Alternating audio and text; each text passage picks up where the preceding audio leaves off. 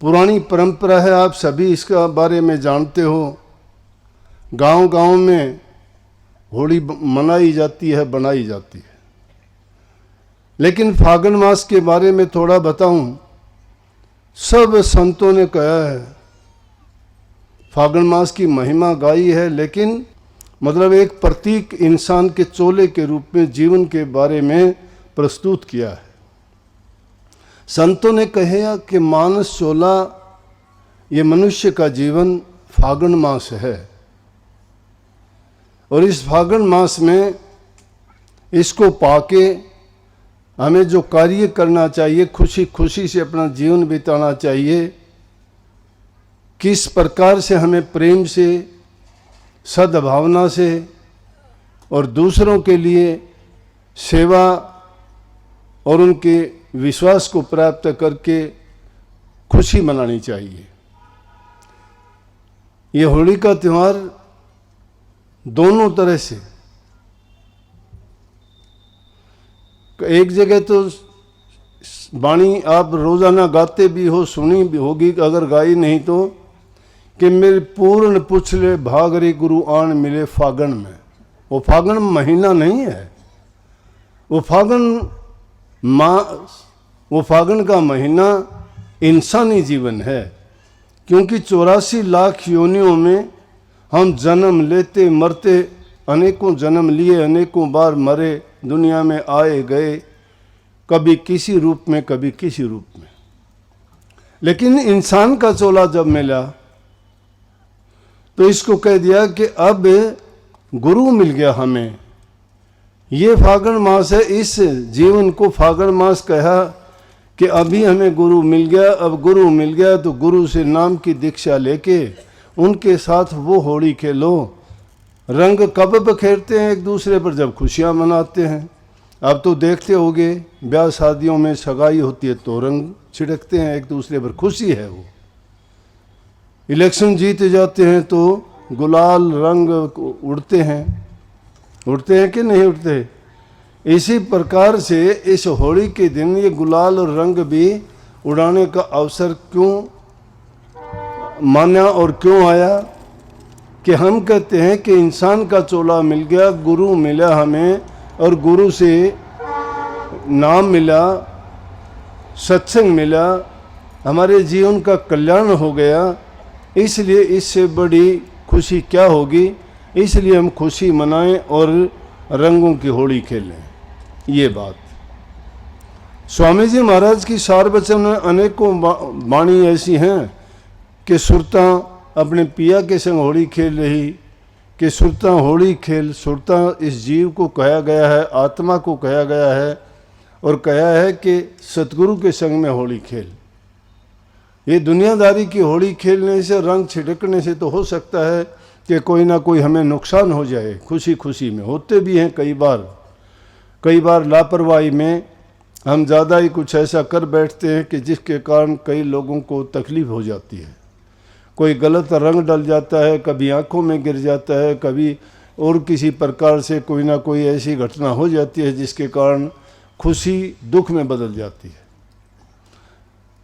लेकिन वो तो खुशी के लिए ही जाती है। अब रही बात आज के दिन की, हमारा बच्चा समझता है कि विशेष रूप से आज का दिन ये अपने आप ही, ऐसी घटना आज तक हुई नहीं थी। होली के दिन कभी सत्संग नहीं किया, पहला रेवाड़ी में ही हो रहा है। लेकिन इस दिन का भी एक विशेष महत्व है होली का, कि होली का क्या था। आज का होली का दहन है। होली का कौन थी? एक पुराने जमाने में दो भाई थे, हिरण्याकश्यप और हिरण्याकुश। वो अपने माँ बाप के 3 ही पैदा हुए थे, 2 भाई थे, एक उनकी बहन थी होलिका। तो बड़ा भगवान थे, अवतार थे विष्णु के। उन्होंने हिरण्याकुश के भाई को, उसको जब मार दिया तो हिरण्याकश्यप को बड़ा दुख होया और उसने उसको सजा देने के लिए भक्ति करी। और भक्ति करने के लिए वो ऐसे एकांत स्थान में जाके भक्ति करने लग गया। उसकी घरवाली का नाम किरादू था, लेकिन था किससे? ये राक्षसों के कुल से थे। जब राक्षस होने के कारण भक्ति करने लगा तो देवताओं में खलबली हो गई कि वो भक्ति करता है तो सबसे ज़्यादा दुख आपको पता है किसको होता है? इंद्र को होता है। इंद्र ने क्या किया? पीछे से जाके उसके राज्य में तोड़फोड़ की, उसको तहस नहस करके उसकी घरवाली को लेके और चल पड़ा। वो गर्भवती थी उस टाइम में। हालांकि राक्षस कुल में थे वो, लेकिन फिर भी उसने तप कैसे किया कि इतना तप किया कि ब्रह्मा जी को खुश कर लिया। देवता नहीं चाहते थे उनको किसी प्रकार का वर मिले, लेकिन देवताओं को भी पता लगा कि अगर इसने कोई वर प्राप्त कर लिए तो ये देवताओं के साथ ही झगड़ा करेगा, उनके साथ ही ये बुरा भला होगा और बड़ा कष्ट देगा ये। क्योंकि दुष्ट प्रवृत्ति का चाहे कोई भी हो, उसकी प्रवृत्ति ये बन जाती है, वो कभी अच्छा करने की सोच ही नहीं सकता। उसके दिमाग में शैतानी चीज़ आती रहेंगी और वो बुराई सोचता है, बुराई करता है। इसीलिए उसको अधर्मी, राक्षस, पापी, दुष्ट, नीच ऐसा कह कह के हम पुकारते हैं या बोल देते हैं। लेकिन इंद्र ने जब उसको पता लगा कि भक्ति करने के लिए वो गया हुआ है और उसको लेके उसकी पत्नी को और सब तहस नहस करके उस हिरण्यक उसकी पत्नी किरादू को लेके चल पड़ा। लेकिन नारद जी रास्ते में मिल गए। देखो, जहाँ कहीं भी अन्याय होता है, ये प्रभु की बनाई हुई सारी दुनिया है, लेकिन जब भी वो देखता है कि जब उनकी रूहों के साथ कोई अन्याय होता है, जुल्म होता है, तो वो किसी न किसी रूप में प्रगट होके उन दुखों को दूर करने के लिए आते हैं। इसीलिए महाभारत में भी ये बात आई है कि जब जब भी इस धरती पर पाप, अन्याय और जुल्म बढ़ते हैं, जब धर्म की हानि होती है, अधर्म फैल जाता है, पाप कर्म फैलते हैं, तो वो मालिक खुद कोई किसी न किसी रूप में आके और उन लोगों को सजा देते हैं। ब्रह्म के अवतार आए 10 ने यही काम किया, राक्षसों को सजा दी। लेकिन अंतर है संतों में और उनमें। संतों ने किसी को भी सजा नहीं दी, उन्होंने सिर्फ सुधार का रास्ता अपनाया, ना किसी को श्राप दिया, ना किसी का बुरा किया। उन्होंने तो उनके लिए भी हमेशा मालिक से यही मांग की कि प्रभु इन दुष्ट लोगों की बुद्धि को ठीक कर दे, ताकि ये भी अच्छे इंसान बन जाएं और पाप कर्म करने से बच जाएं। उन्होंने कभी किसी को दुख नहीं दिया, कष्ट नहीं दिया, कभी किसी को श्राप नहीं दिया, चाहे उनके साथ उन्होंने कितना भी जुल्म किया, पाप किए। अपनी प्रवृत्ति होती है लोगों की, जो जैसा जीवन होता है, जैसा उसने संस्कार पाए हैं, जैसा उसने अन्न खाया है, जैसे माहौल और परिवार में वो पला बढ़ा है, उसकी वो आदत कभी छूटती नहीं है। जातीय गुण जाता नहीं है, तो उसका जो माँ बाप से, जो उसका वालिदैन से उसको गुण प्राप्त होते हैं, वो भी बहुत मुश्किल से जाते हैं। लेकिन हाँ, एक जगह ऐसी है, संतों की शरण में वो अगर बुद्धि, ज्ञान, विवेक से और विचार से काम ले तो सहज सहज करके शायद उनसे छुटकारा पा सकता है। तो जब इंद्र उसको लेके चला तो नारद जी चले, रास्ते में मिले। नारद जी कहने लगे, इंद्र ये क्या करता है?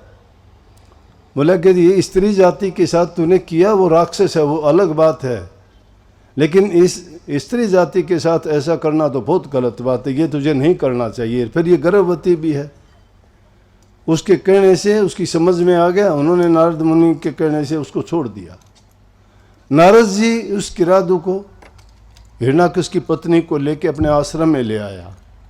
अब नारद जी के आश्रम में तो प्रभु की भक्ति होती थी, कीर्तन होता था, राम नाम का गुणगान होता था।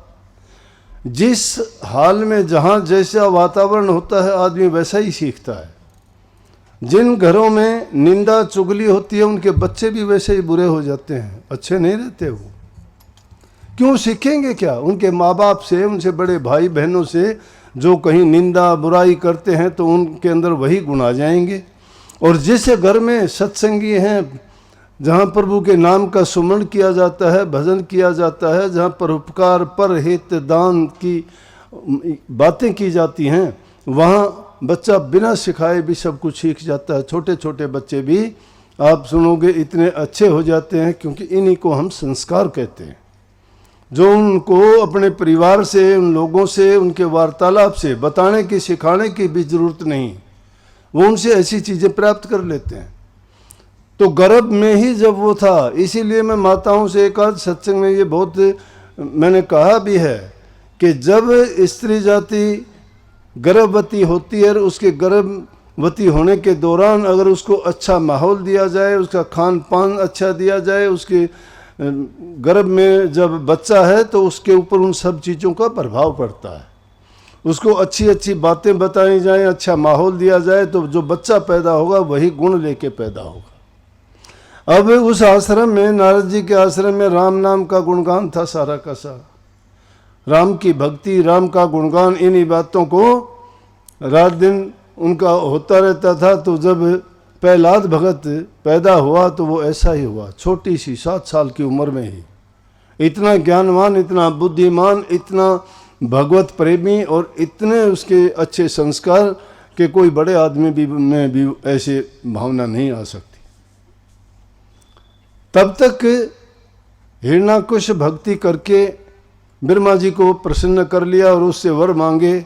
एक बार तो कहने से ब्रह्मा जी चुप रहे, लेकिन दोबारा से उसने कहा कि मुझे वर चाहिए। दोबारा वर जो मांगा तो उसने वर मांग लिया कि मैं ना दिन में मरूं, ना रात में मरूं, ना इंसान से मरूं, ना जानवर से मरूं, ना किसी औजार हथियार से मरूं, ना मैं घर में मरूं, ना बाहर मरूं, ना ऊपर मरूं, ना ज़मीन पर मरूं, मुझे ये वरदान दो।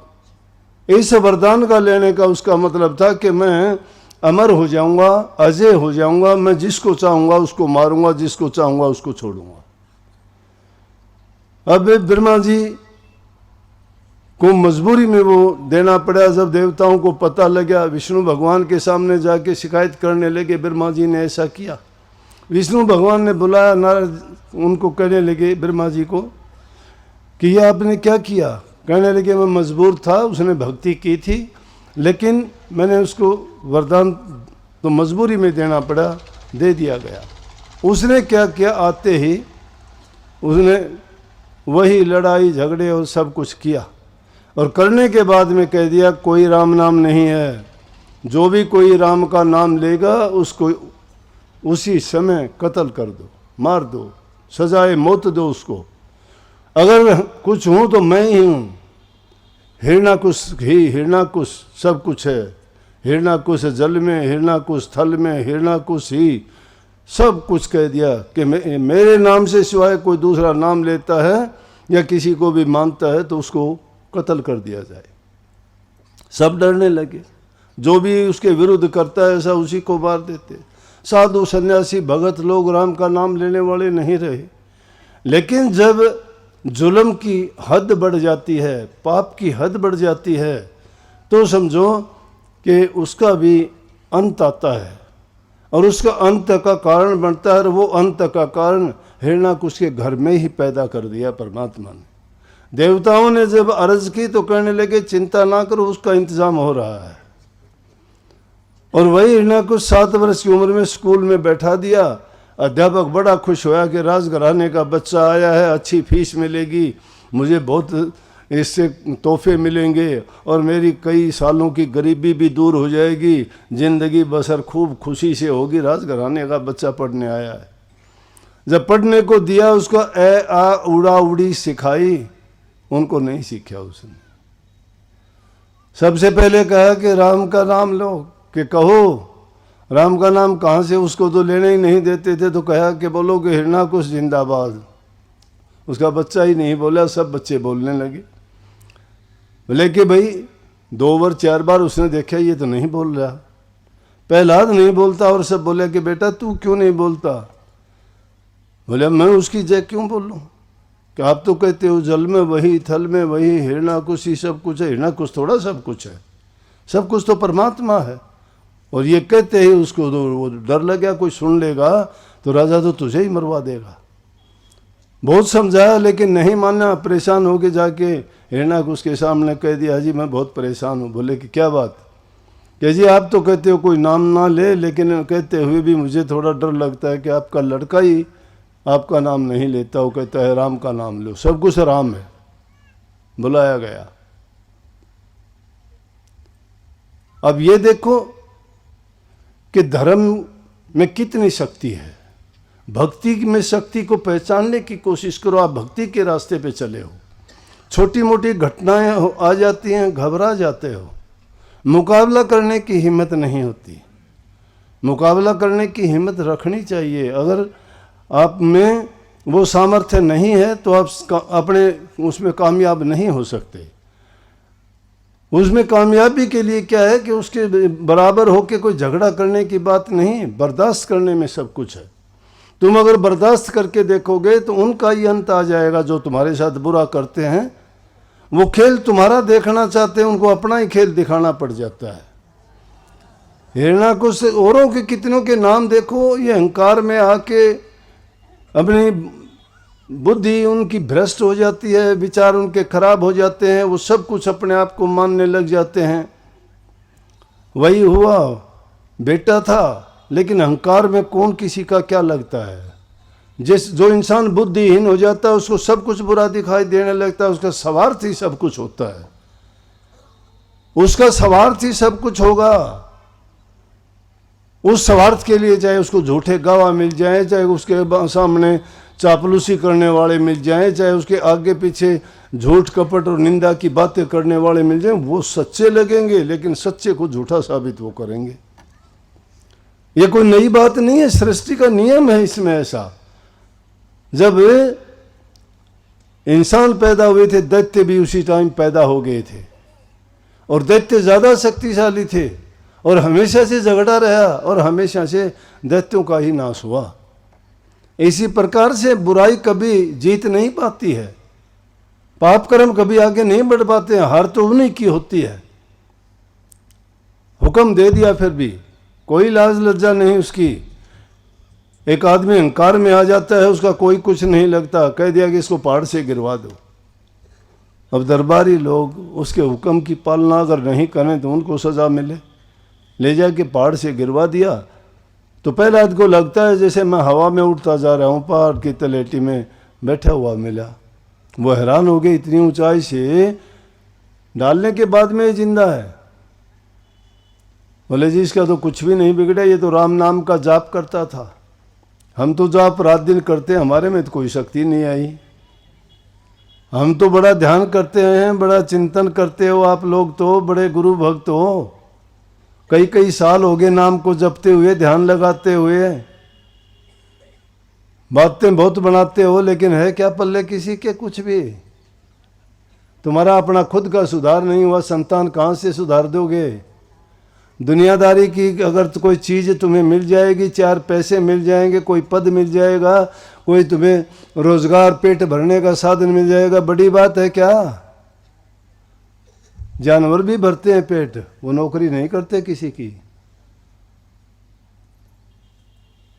काम करने वाला उसको क्यों नहीं करते, उस मालिक को क्यों भूले बैठे हो। उन मालिक को याद किया करो, सर्व समर्थ है, वो सब कुछ देने वाला, करता भरता हरता सब कुछ है। उसको हम मानते ही नहीं हैं, उसको तो हमने पीठ दे रखी है। इसी प्रकार से हम गुरु भक्त बने बैठे हैं। गुरु से तो मुख मोड़ के बात करते हैं, संसारियों से बड़े अच्छी तरह बात करते हैं। स्वामी जी महाराज ने कहा, सत्संगन से हेल मेल नहीं, जग जीवन संग रखता प्रीत, अरे मन नहीं आई प्रतीत। प्रतीत कहाँ से आएगी। जग जीवन से जो दुनियादारी के लोग हैं उनसे तो बड़ी प्रीति है, जिनमें सारे ऐब हैं। और जो सत्संगी आदमी हैं, सच्चे हैं, भले हैं, जो सिर्फ गुरु का गुणगान करते हैं, गुरु के गीत गाते हैं, भक्ति की बातें करते हैं, ध्यान सुमन की बात करते हैं, उनसे सीधे मुंह बात ही नहीं करते। तो ये किसी के बस की बात नहीं है। अधर्म के रास्ते पर चलने में कुछ नहीं लगता, बहुत जल्दी उन्नति पा लेते उसमें, लेकिन धर्म के रास्ते पे चलते हुए जिंदगी बीत जाएगी। फूक फूक के कदम रखोगे तब भी कहीं ना कहीं ठोकर लग जाएगी, लेकिन ठोकर लग के गिर जाता है, घबराना नहीं, उठा लेगा कोई ना कोई। किसी की नज़रों से ना गिर जाना, उठाने वाला नहीं मिलेगा। अगर कोई गिर जाता है, ठोकर खा के गिर जाता है, कोई न कोई उठा लेगा, तुम नहीं उठ पाओगे तो भी उठा देगा मदद करके। लेकिन अगर दृष्टि से गिर के किसी के, उठाने वाला नहीं मिलेगा।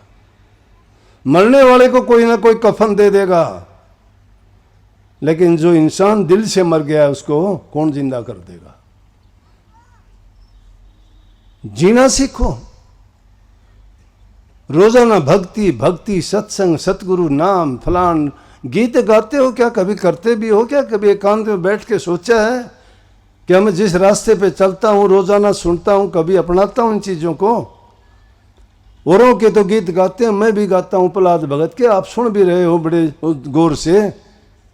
उसने ली थी नाम की ओट, तो जोर लगा लिया, सब कुछ लगा लिया। अरे राज करने वाला तो रावण था, उसके पास राज था, सोने की लंका थी, धन दौलत थी, सेना थी, सब कुछ था। लेकिन 14 वर्ष तो रामचंद्र जी ने बनों में काटे। संघर्ष तो राम ने किया, रावण ने क्या संघर्ष किया?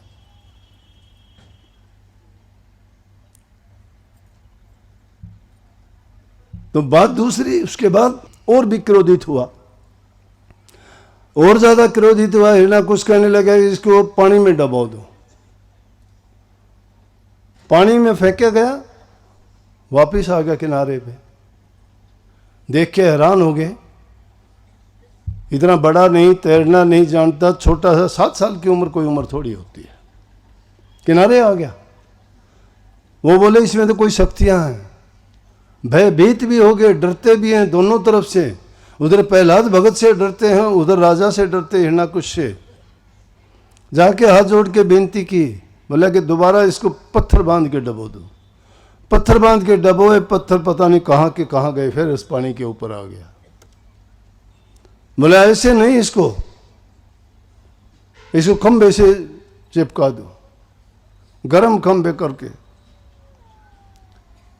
वो करने से पहले होड़का आ जाती है उनकी बहन, और उसने सब किसी सुन रखे थे, पूछने लगे भाई से इतने परेशान क्यों हो? इतनी शक्ति आपने हासिल की है, इतना तप आपने किया है, ब्रह्मा जी से आपने बड़े वरदान प्राप्त किए हैं, फिर भी आप? बोला बहन क्या बताऊं, इस लड़के ने मेरा दिमाग खराब कर दिया। मैंने और सब लोगों को काबू में कर लिया, सब मेरे कहने में चलते हैं। ये एक लड़का घर में ये सा दुष्ट पैदा हो गया, ये मेरा नाम नहीं लेते, राम का नाम लेता है।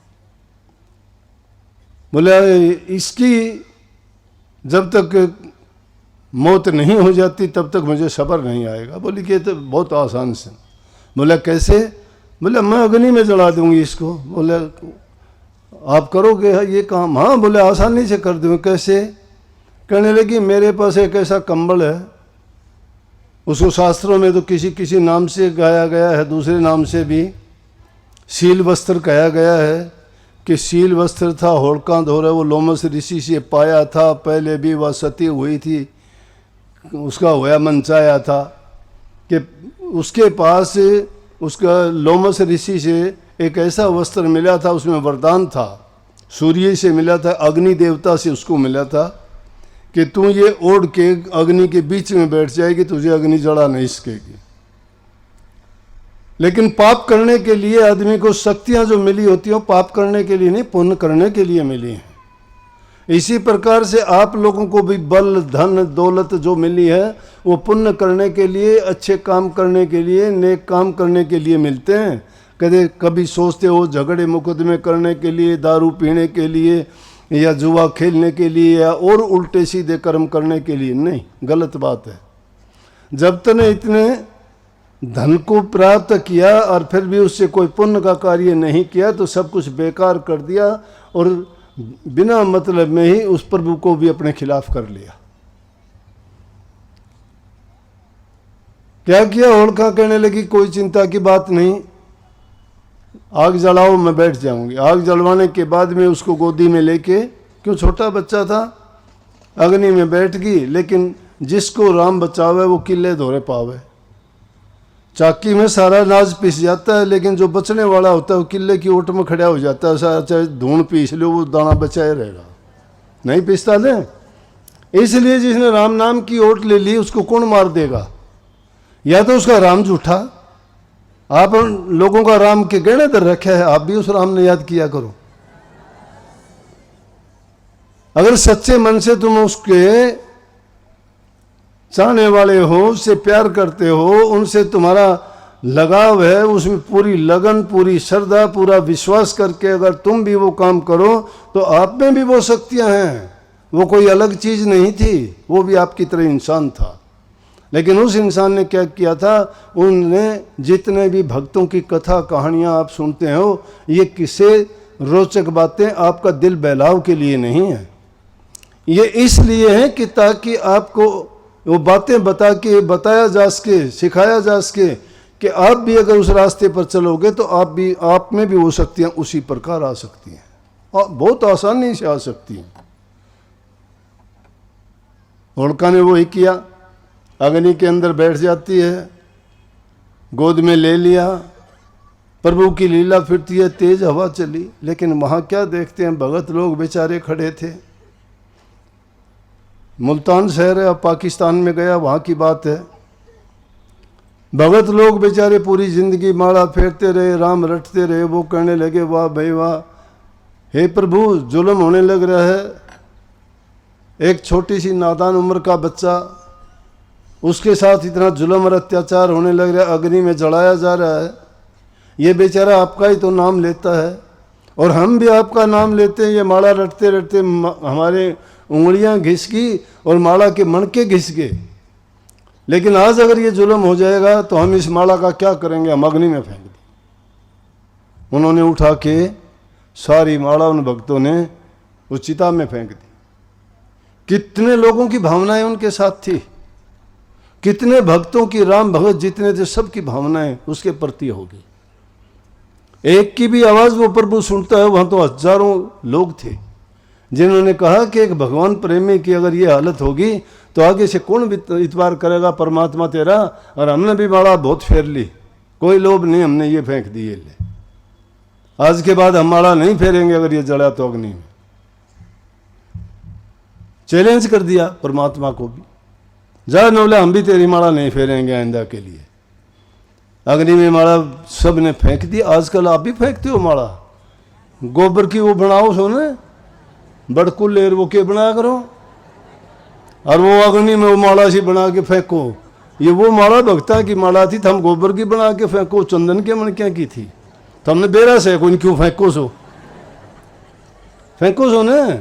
वो उस चीज की वो निशाना था, उठा के उनकी माला बना के फेंके। तो वो उन भक्तों की जो माला फेंकी हुई थी वो उसका वो है, वो परंपरा जब से चली थी।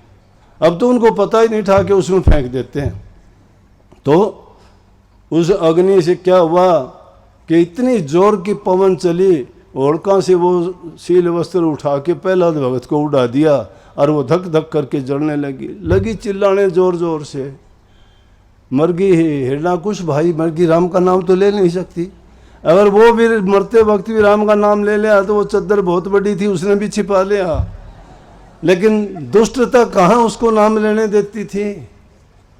दुष्टता आदमी को सही रास्ते पे नहीं आने देता।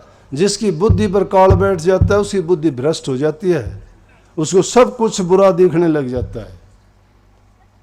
रास्ते पे आना बड़ा कठिन होता है, फिर समझना तो बरसों लग जाते हैं। अपने आप में देखो, आपको समझने में कितना टाइम लगेगा। कोई 10 साल से, कोई 15 साल से, कोई 20 साल से सत्संग में हो, और बिगड़ने में कितना देर लगेगी। 2 मिनट में भाग जाओगे यहाँ से और मुड़ के आओ नहीं गए। अरे बिगाड़ 2 मिनट में होता है, बनता कितने वर्षों में है। जब इंसान इस बिगड़ने और बनने की बीच की दशा को समझ लेगा, वो इंसान अपने जीवन को सुधार लेगा, वो उसको सुधार लेगा। लेकिन इतना समय है नहीं कि हम ये सोच लें। हम तो सोचते हैं कि हल्दी लागन फिटकड़ी रंग भी आवे, चोखा और कोई कमा के घर भी दे दे, रोटी भी दे दे, सोए को खाना भी खिला दे, और अगर और भी काम हमारे लिए कर दे तो फिर तो बिल्कुल है, मजे हो जाए। और जान के हो गया ना कि मतलब कहीं बाथरूम वगैरह भी ना जाना पड़े। इंसानी सोच है ये, आज की सोच है, इस युग की सोच है। इंसान निठल्ला रहता है, जी चुराता है काम से, परमात्मा को कहाँ याद करेगा। धोखाधड़ी नहीं निकलती दिल से। बुराइयां उसका पीछा नहीं छोड़ती, निंदा चुगली बहुत पिछाड़ता है, सत्संग की बात तो नजदीक भी नहीं आती जाती।